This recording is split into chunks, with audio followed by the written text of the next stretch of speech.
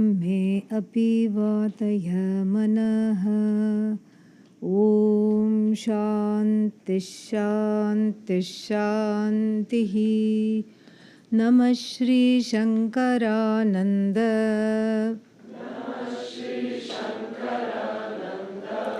गुरुपादाम्बुजन्मने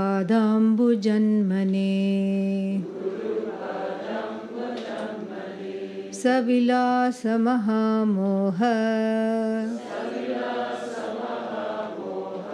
ग्राहग्रासैककर्मणे।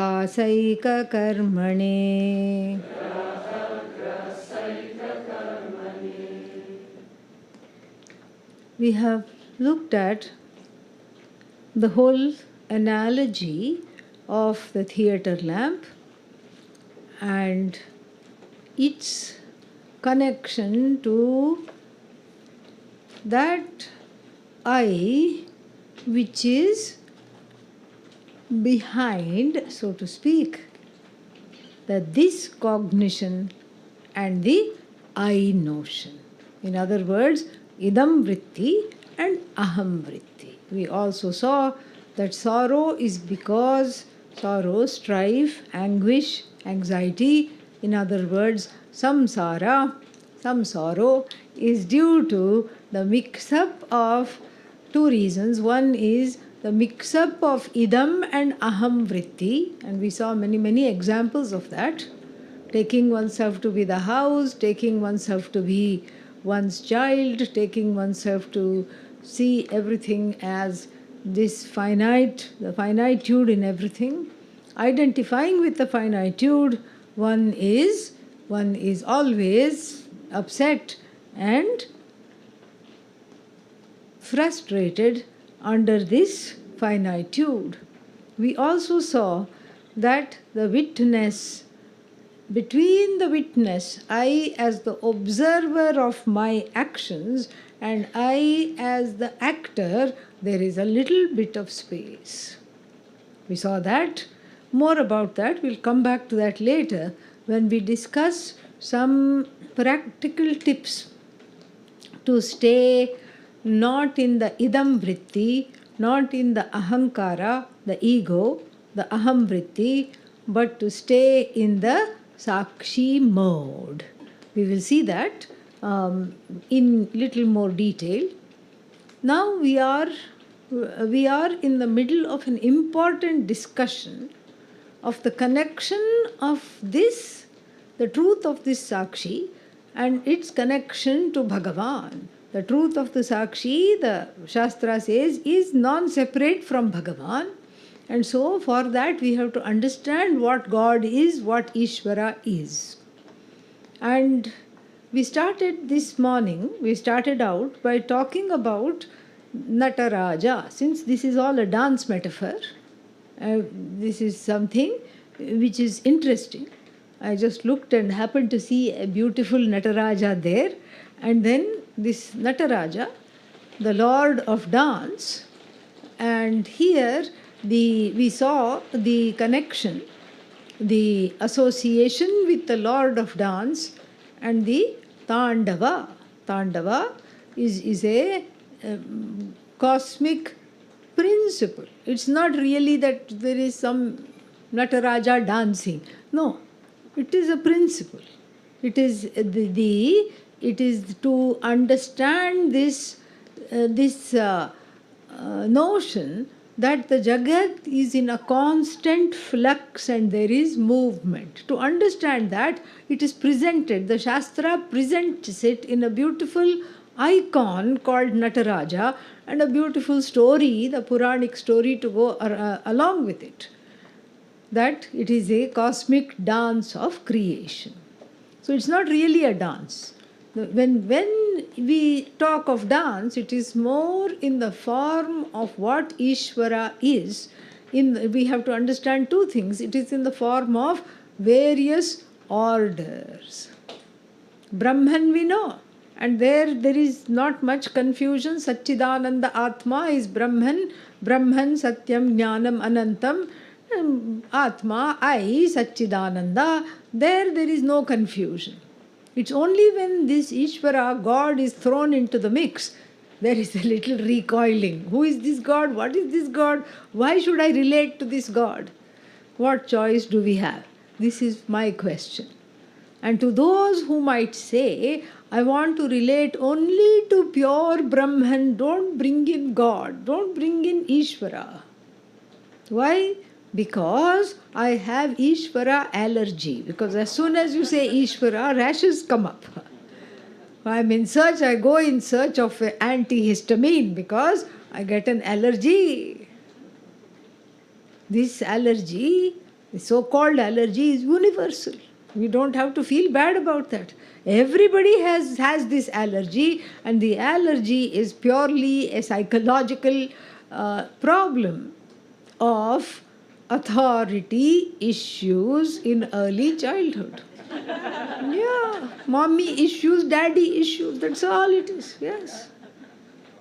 So there the child has some letdown. Every child has letdown. Even if you had, the creator, Brahma and Saraswati as parents, there would still be a letdown.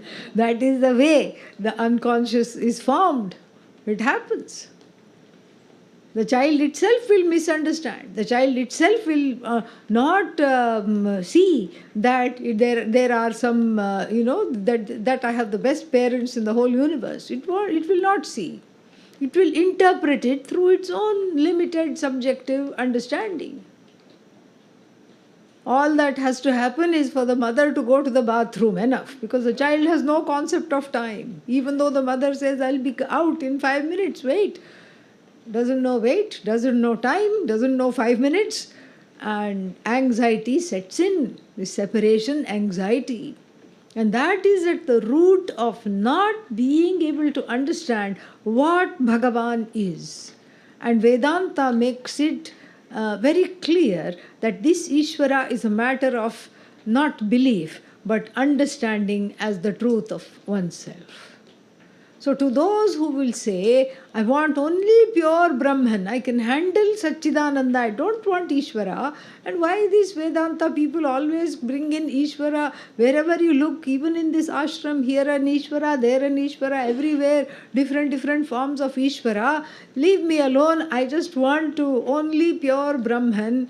What will you do? You will have to wait till Pralaya. Pralaya means till everything is just, there is no more Ishvara. Why? Because there is no more Ishvaratvam, I should say. There is no godness needed. Why? Because there is no Jagat. Then what will you do? Are you there or not? No. So how will you go? There will be no Gurukulam, because it's all just now one. The resolution of the world has taken place. There is no Gurukulam, there is no you, there is no Guru also. Where will you find the Guru? There is no Guru, there is nothing. And so you can't wait for Pralaya to come and then study Vedanta so that I need not deal with Ishvara. Ishvara you have to deal with, because this is where the alienation and the difficulty is. This was already talked about earlier in the text, and I am just bringing it back here now because we need to understand this. In order to understand the dance of Ishvara and the Jiva's own dance, which is what? A dance like a hot tin roof dance. Cat on the hot tin roof, no rhythm, no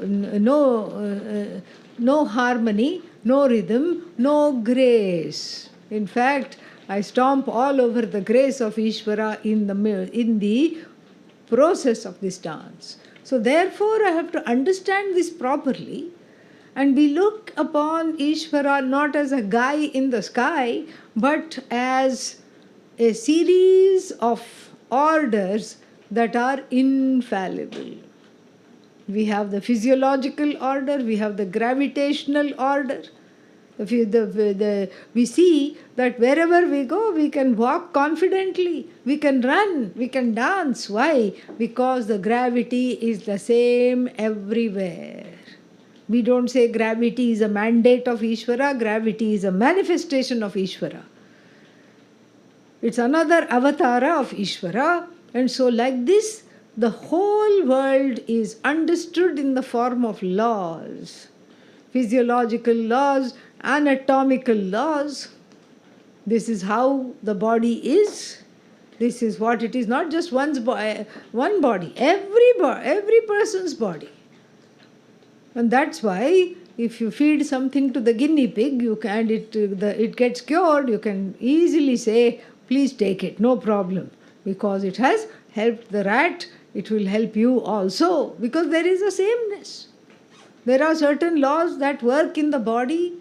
There are certain ways in which what happens, you eat something, it gets digested. It's all just a law. And then there is the anatomical law, there is the psychological order as well, a very important order, an extremely important order, wherein every emotion is valid. There is no invalid emotion at all. Anger, there is a cause. There is a general cause, there is a particular cause of why this person is angry. In fact, the Bhagavad Gita tells, so, sangat sanjayate kamaha, kamat krodhaha abhijayate. So, when you want something, when you have a fancy for something, then the kama, the desire for that object arises, and when that desire is not fulfilled, it is thwarted. Why is it thwarted? My teacher used to say, everything in the world is either illegal or everything that you want is either illegal or immoral or has too many calories. That is why. That is why I can't have it. Why? Because it's not ethical. Somebody else it belongs to. I can't say, oh, I like it and please look over there. Okay, it is mine now. I can't do that. It's unethical or it's just plain illegal. So I can't do that. And so therefore this has to be understood properly, that when the kama is thwarted, when the desire is thwarted, anger comes. That is the main cause of anger. And that anger and the desire mixed up together create a pressure to fulfill that very, very quickly. This is a very important aspect of the psychological order, which is again reiterated in the Bhagavad Gita. It says that kama krodhodbhavam vegam. Vega means pressure. The pressure of kama, the pressure of krodha, anger, which it exercises, that is what destroys the person. And therefore the person who is able to let that go, even before one gives up this body, in this lifetime itself, is buddhiman, is sukhi, is a happy person, is a cheerful person. So therefore, anger is valid, and then desire is valid in the psychological order. Every emotion is valid, and therefore we have to see that the psychological order makes me depersonalize the emotions very quickly. Otherwise, it is my anger, my pain, my sorrow. And then as soon as you say my sorrow, then you say, why me? That's the same cry comes.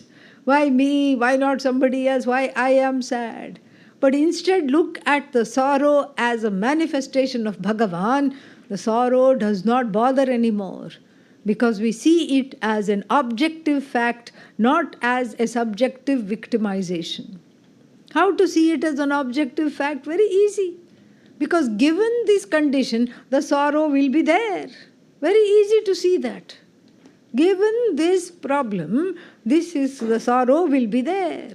Given this kind of a childhood, in adulthood, there will be sorrow. Given this another kind of a childhood, then when one comes to adulthood, there will be trust issues. This is a law. This is a psychological order. And this is there for everybody. So when I look at it like this, then I see Bhagavan.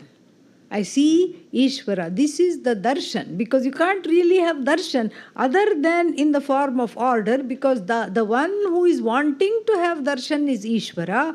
So therefore, the best way to connect to Ishvara and to have this darshan that everybody is longing for is via these various orders. It's a very, very beautiful thing. Very, very nice thing. And the psychological order is very important because it is close to me. I am feeling the emotions every day.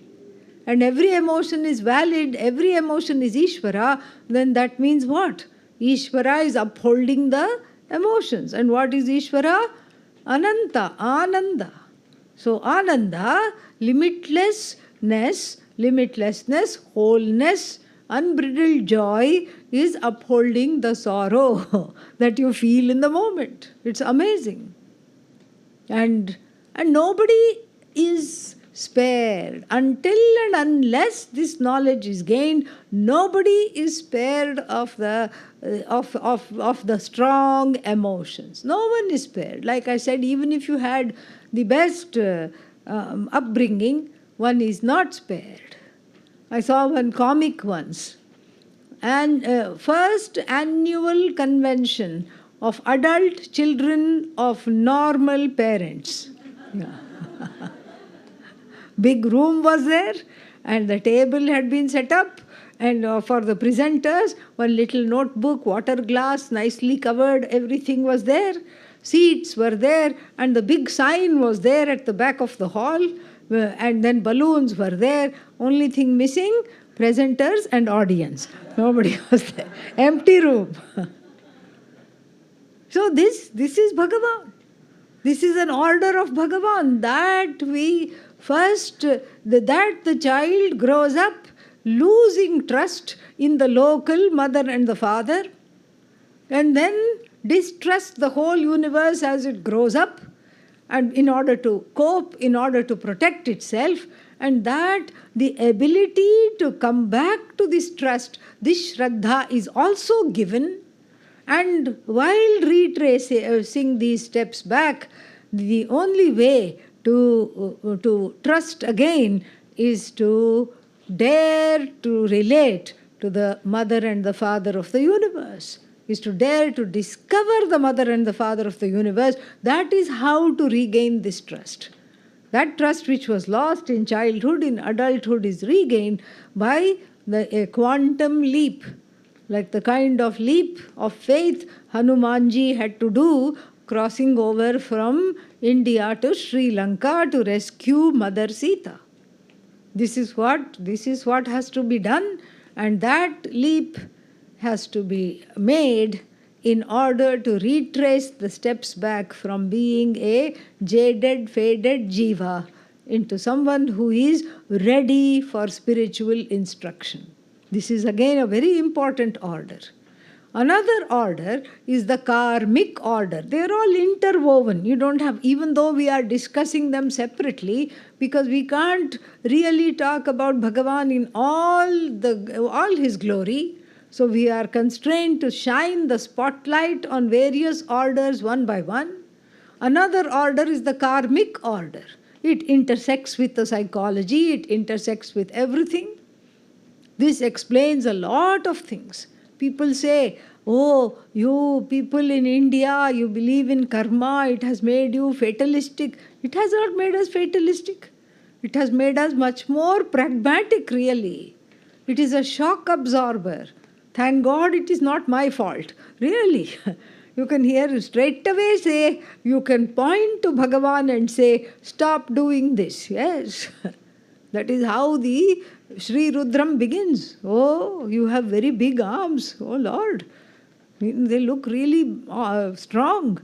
And then you have a very big bow. And then you have arrows. And the arrows are in your quiver. Why is it called quiver? It makes me quiver. And the arrows are dipped in karma phala. Whose? One's own karma phala. Whose else? And the arrow is strung, and it looks like Rudra is targeting me. And so, And then, of course, there is a lot of anthropomorphization. And what do I say? Rudra looks angry. Rudra is not angry. I am transference. I am having a transference and saying God is angry because difficult things are happening to me. Therefore, God must be angry. So that's how the Sri Rudram begins. And then these arrows are there and they are pointing to me. And as an aside, I really think Shakespeare must have studied Sri Rudram because in Hamlet, same thing comes. To be or not to be is the question. And whether it is nobler in the mind to suffer the slings and arrows of outrageous fortune. See, that is karma phala. Really, he had studied Vedanta also. The whole world is a stage. Men and women are but actors. Yeah, secret life of Shakespeare. So that we don't know about. So the karma is another important order. If I do this, then it will come back to me in some way. And the karmic order is there along with the psychological order. It's all intersecting. Along with the physiological order, along with the anatomical order. It's very much there. All is connected. So if I do this kind of karma, if I hurt somebody, that hurt will come back in certain ways. And here, mind you, Bhagavan has a sense of humor. It won't come back in the same way. It's like you took away, perhaps somebody took away $20 in the last life, and this life somebody will take away your $20. That's very boring, yes. Yeah. Bhagavan doesn't have TV, so every jiva's life is a reality show. Yes. That is how it is. Some other way it will go. And so like this is the karma phala. Your own karma in the form of this arrow is coming. And so the Sri Rudram begins like this. You have these big arms, you're holding an arrow, it seems to be pointed at me. Look, this one has been more adharmic. Go here. This one, yes, I recommend. But then the prayer is very beautiful. Namaste to your anger. Namaste to you. Namaste to your anger. Don't be angry at me. Please do not take away this arrow, take away this bow. What strong arms you have that is holding the bow and arrows. Namaste to your arms.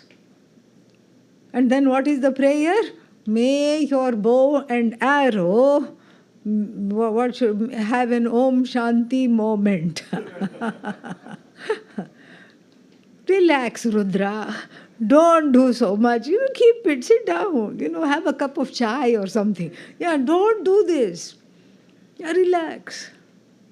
Shivatama babhuva te dhanuhu. Shivatama means let it be the source of calmness and auspiciousness for everybody. Don't go around making yourself unpopular by giving karma phala to everybody. This is how it is.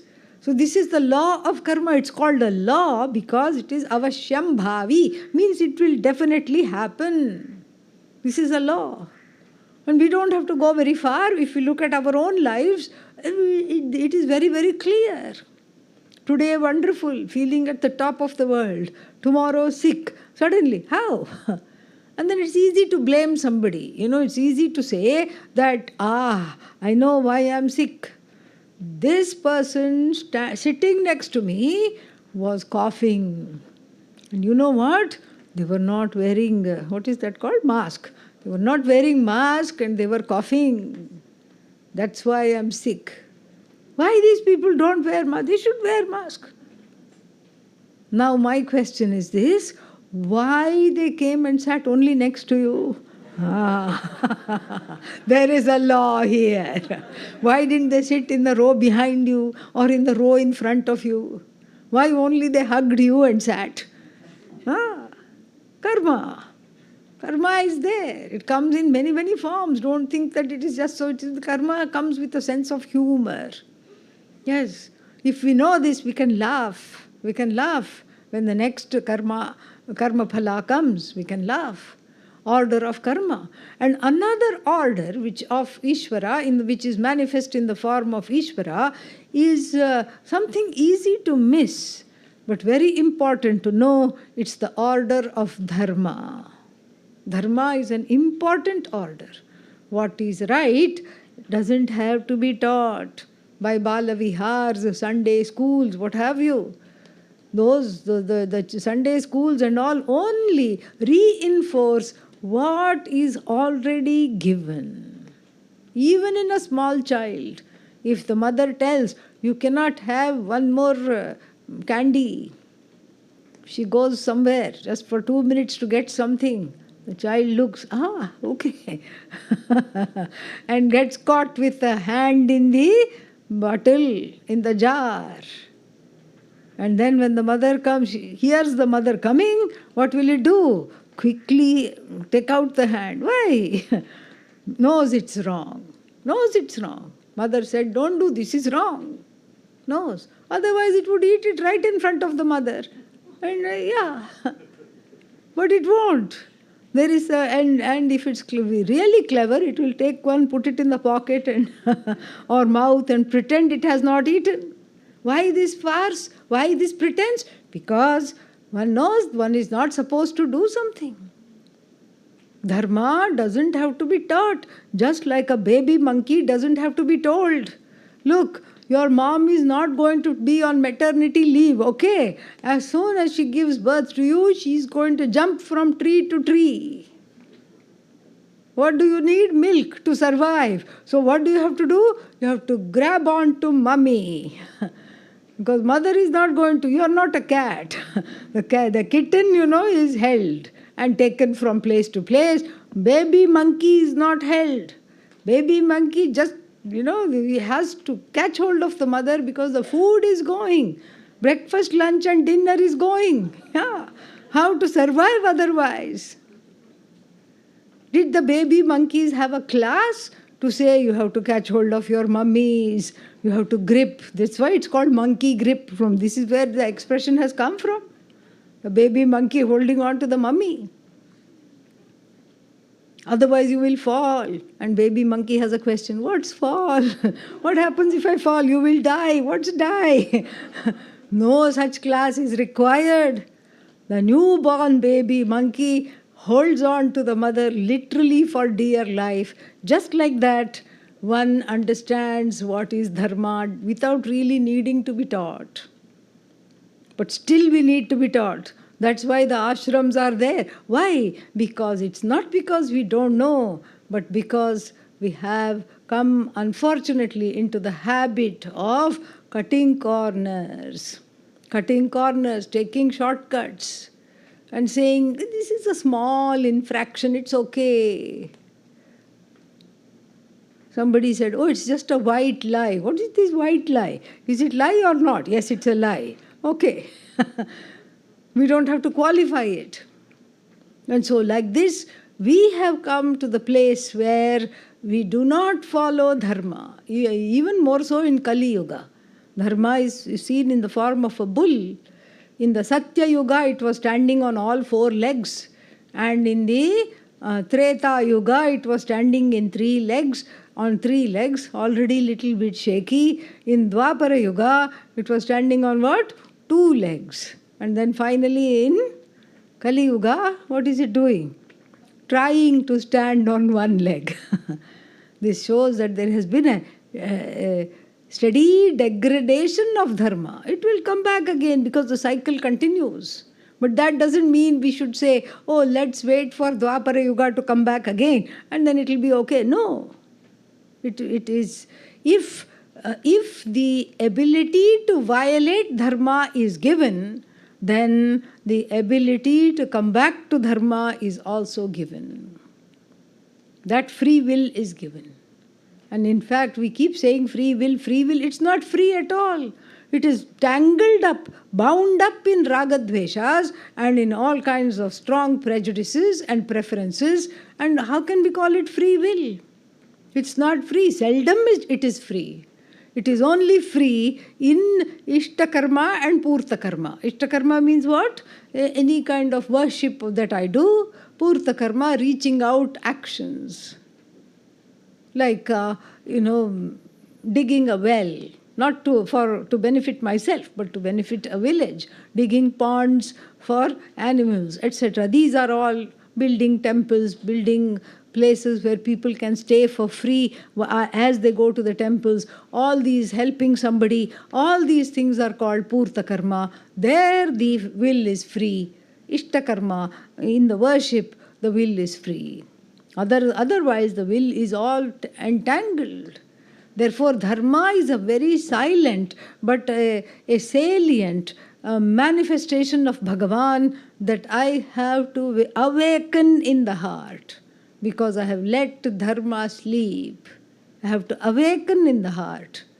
And even though it is inconvenient, when I follow dharma, there is no conflict, there is cheerfulness, there is happiness really, because I'm close to Ishvara. This is dharma, is the manifestation of the Ishvara within oneself. And these are the large orders. There are many, many such orders, but these are the big orders. And the order is so vast, so huge, not only does it encompass the entire universe, the same law here is in other lokas also the same law. We find this. Yad yatha iha karmachito loka kshiyate tat tatha amutra punyachito loka api kshiyate. So just as the good karma here goes away, this whatever you have earned through your actions decays, diminishes, is finite. The results of actions are finite. Even if you go to some other loka like heaven, etc., there also your punya is finite. The punya that takes you there, good karma takes you there, and then when it is exhausted, what happens? Kshine punye martyalokam vishanti, comes back to the world of the mortals. This is how it is. The same law applies everywhere. It's the vastness of the order can be seen in this. And then the second thing we can see is that the order is so vast that it even includes disorder. It's a vast mega order that includes disorder also. How? We will see that tomorrow, because right now I have to make the space for this wonderful dance performance. So we will say the closing prayer and then we will enjoy the dance. Om Purnamadah Purnamidam Purnat Purnamudachyate Purnasya Purnamadaya Purnamevavashishyate. Om Shanti Shanti Shanti. Harihi Om Shri Gurubhyo Namaha. Harihi Om.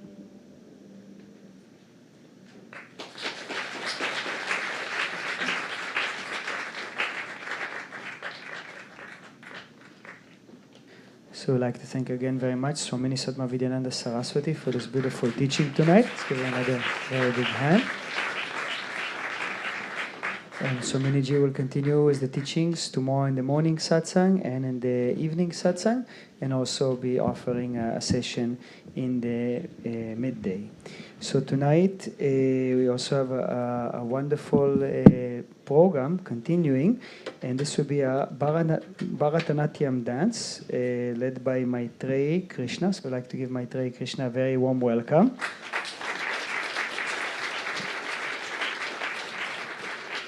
I think you can tell who is Maitreyi Krishna, right? So we'd like to introduce Maitreyi Krishna, who is a lifelong student of Bharatanatyam, a classical dance form of South India, and currently trains under Guru Sri Pavitra Krishna Bhatt. Maitreyi Krishna recently won first place in the Bharatanatyam solo professional category at Sanskrit Pratibha Utsav, organized by Alaknanda Institute for Performing Arts.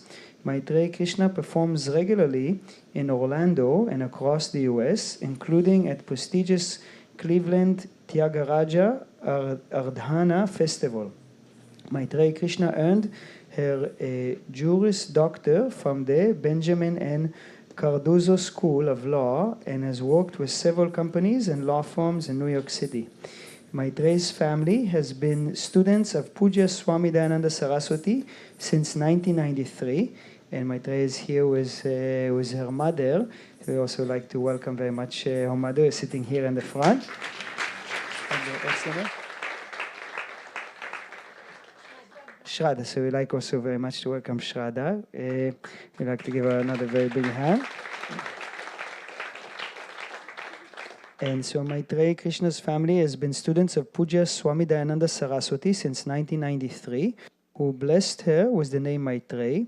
Along with her mother Shraddha, she coordinates the Orlando chapter of AIM for Seva, the non-profit founded by Puja Swamiji in 2000 to support education for rural children in India.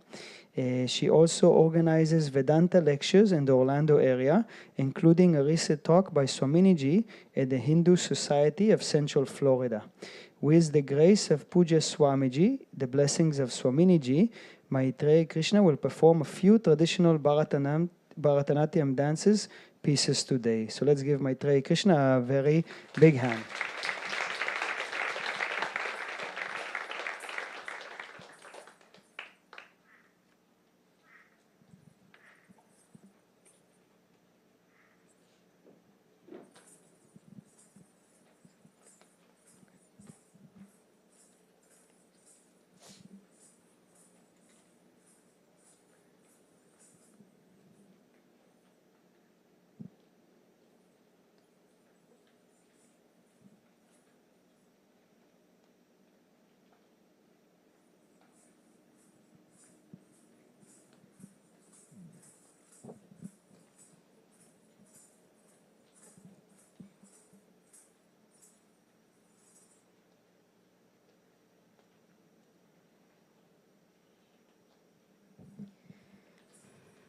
Namaskaram, respected gurus, Swamijis, and all of the acharyas present. My sincerest namaskarams to all of you. Shri Guru Bhyo Namo Namaha. And my sincerest namaskarams to all of the Rasikas here in the audience that has welcomed my mom and I with so much love these past few days.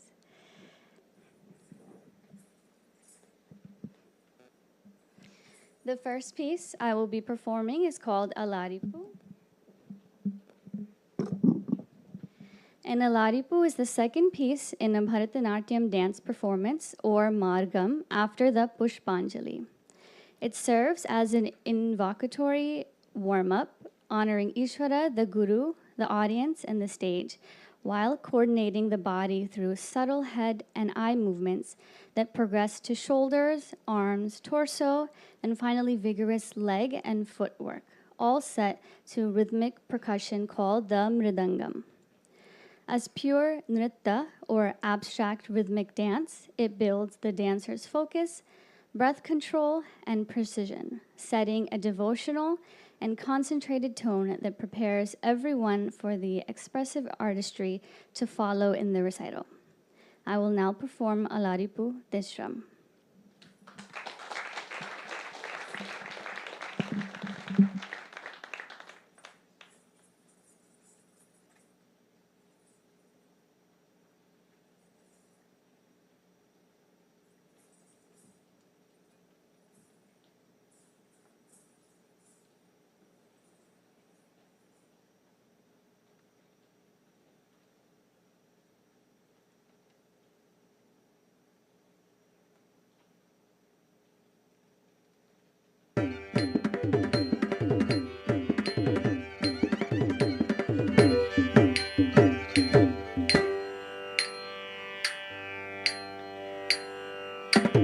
Talang kutaka tatingina tom ta tai tai hyum tat tam kita taka ta tai tai hyum tat tam kita taka tam hit tam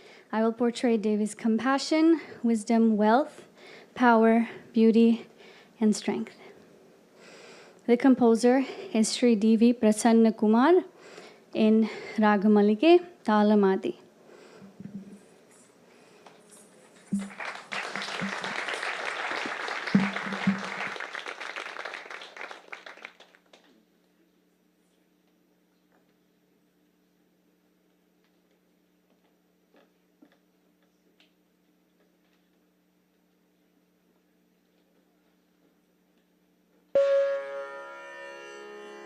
ताम ताम तज्झम तक्किट झम तकुंधरे kit तक ताम ताम तज्झम तक्किट झम तकुंधरे kit तक ताम ताम तज्जम तकीटजम तकुंतरि किटतक धीम धीम तज्जम तकीटजम तकुंतरि किटतक तकुंधरे तकुंधरे किट तक कुकुंधरे कुकुंधरे किट तक तकुंधरे तकुंधरे किट तक कुकुंधरे कुकुंधरे किट तक तकुंतरि किटतक कुकुंतरि कुकुंतरि किटतक तकुंतरि किटतक धिकुंतरि धिकुंतरि किटतक तकतति किटतों ताम तकतति किटतों ताम तकतति किटतों माता सरस्वती ज्ञानादि देवत वामहस्त पुस्तक दक्षिणे मणिमाला माता सरस्वती ज्ञानादि देवत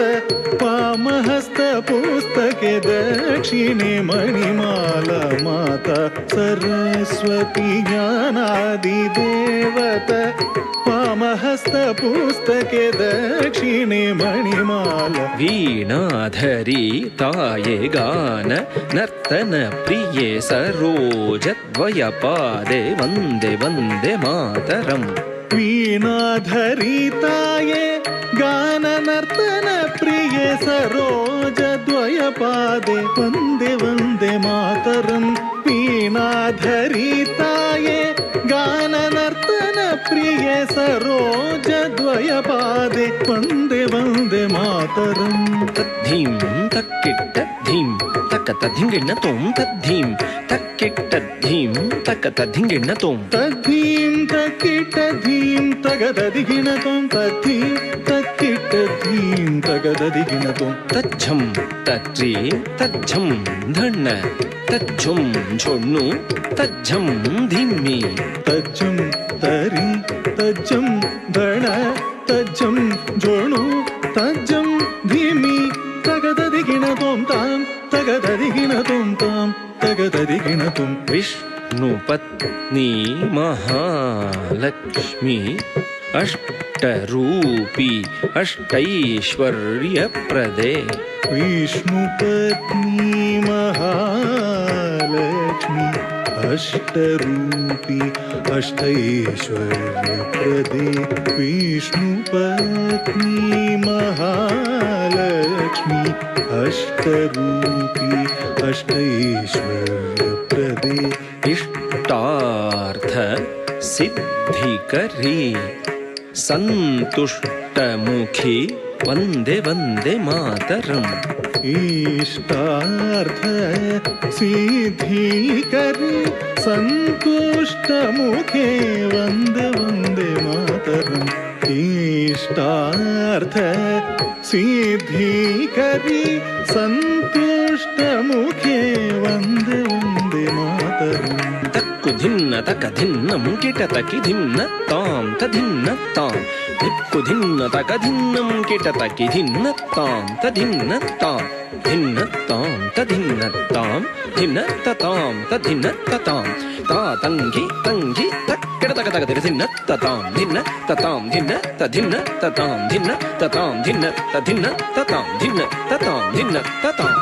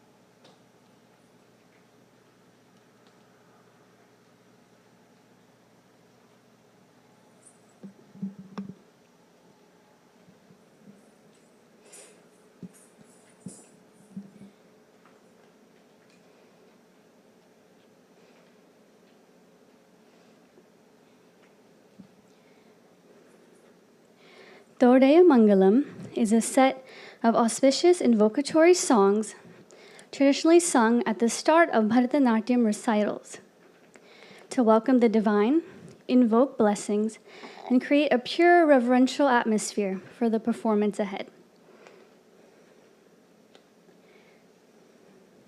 Meaning auspicious beginning in Sanskrit, it typically comprises 5 short kritis praising Lord Vishnu and his avatars, like Rama, Krishna, and Venkateshwara, set to specific ragas, often composed by saints like Annamacharya or Tyagaraja.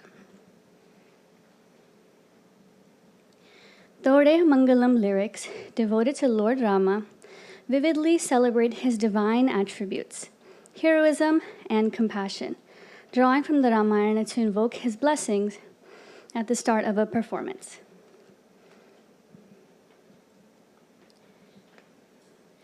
Jaya Janaki Ramana, Jaya Vibhishana Sharana, victory to the beloved of Janaki, victory to the refuge of Vibhishana, celebrating Rama's compassionate acceptance of Ravana's brother as a devotee after the war. Jaya Saro Ruha Charana, Jaya Dheena Karuna, victory to the one with lotus-like feet, victory to the merciful one toward the distressed, highlighting Rama's divine feet as objects of worship and his boundless kindness.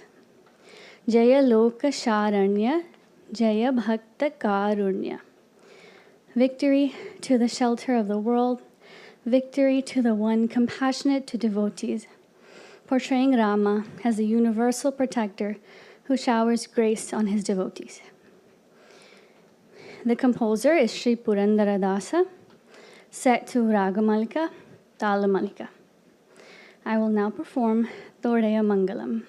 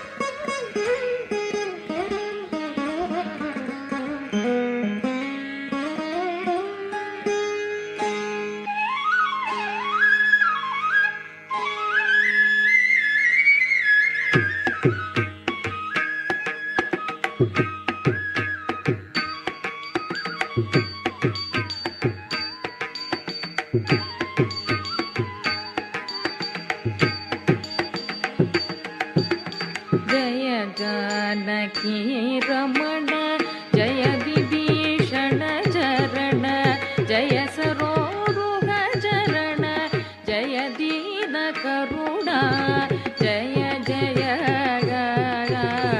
Jaya Janaki Ramana, Jaya Vibhishana Charana, Jaya Saroruha Charana, Jaya Dina Karuna, Jaya Sharanya, Jaya Bhakta Karunya, Jaya Divya Lavanya, Jaya Jagat Punya, Jaya Jaya Loka Sharanya, Jaya Bhakta Karunya, Jaya Divya Lavanya, Jaya Jagat Punya, Jaya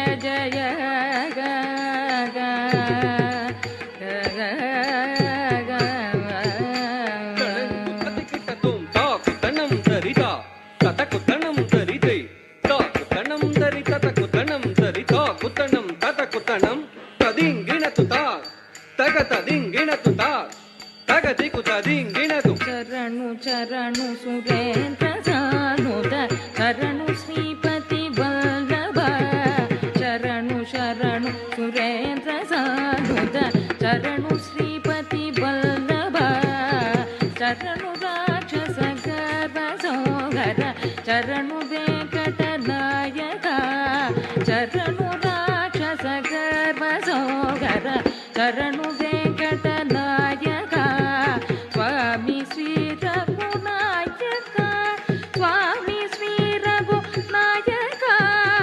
ಚರಣು ಚರಣು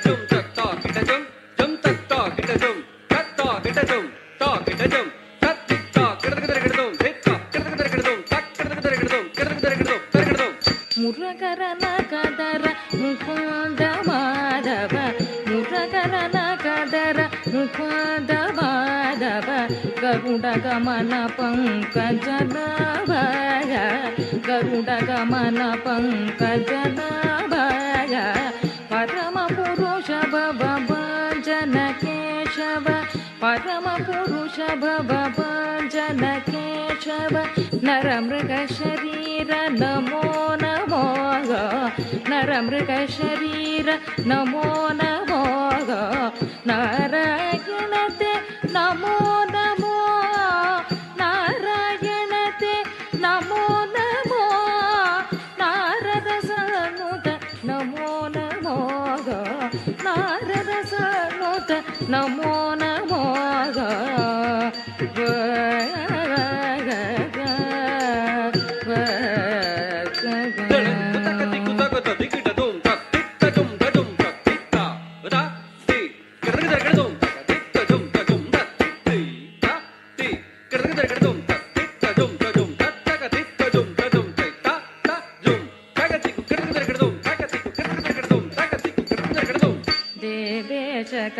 ದೇವೇಶಕನರದಿತ ದಿವ್ಯಾಭುಜ ಪಗದ Shri Venkatagiri ನಾಯಕ ಶ್ರೀಶ ಜರಿಕಾಯ ದೇವೇಶಕ ನಾರದಿತ ದಿವ್ಯಾಭುಜ ಪಗದ ಶ್ರೀ ವೆಂಕಟಗಿರಿ ನಾಯಕ ಶ್ರೀಶ ಜರಿಕಾಯ ಕಲಿಮಾನುಷ ಕಲುಷ ಬಗ ಗಮನೀಯ ಸ್ಯೂತೆಗೆ ಅಲಮೇಲು ಮಂಗ ಮೋಗನ ಮೂರ್ತೆಗೆ ಜರಿಗಾಯ ಕಲಿಮಾನುಷ ಕಲುಷ ಬಗ ಗಮನೀಯ ಸ್ಯೂತೆಗೆ ಅಲಮೇಲು ಮಂಗ ಮೋಗನ ಮೂರ್ತೆಗೆ ಜರಿಗಾಯ ಮೂರ್ತೆ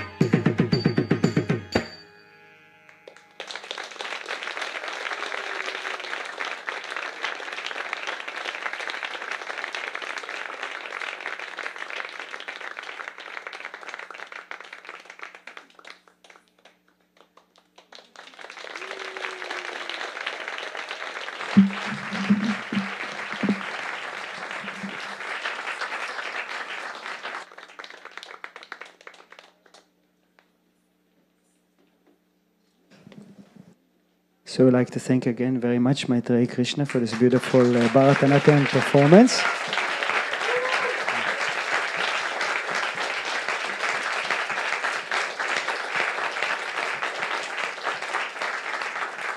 And Maitreyi Krishna will also be offering a short performance tomorrow as part of the midday workshop with Swamini Satma Vidyananda Saraswati. So we look forward for that as well. So let's give Maitreyi Krishna another very big hand.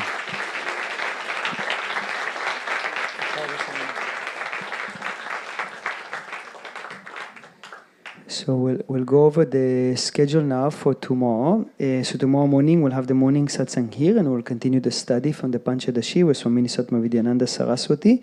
At 8 o'clock we'll have the yoga classes. If the weather permits, we'll have an intermediate class on the beach and the beginners on the Bay West platform. At 8:05 we will continue the study of the Brahma Sutras with Swami Sharavananda Giriji Maharaj and the Shivananda Hall. 9:45 the brunch, 11 o'clock the ashram welcome and history tour, leaving from reception.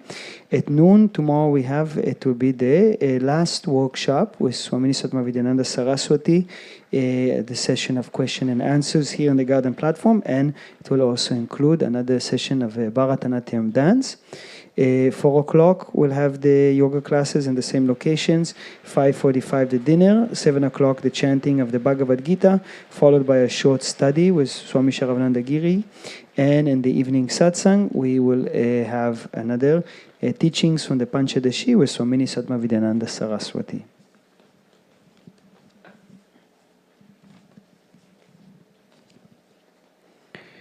So now we will conclude with the final prayers and the Arati, page 97.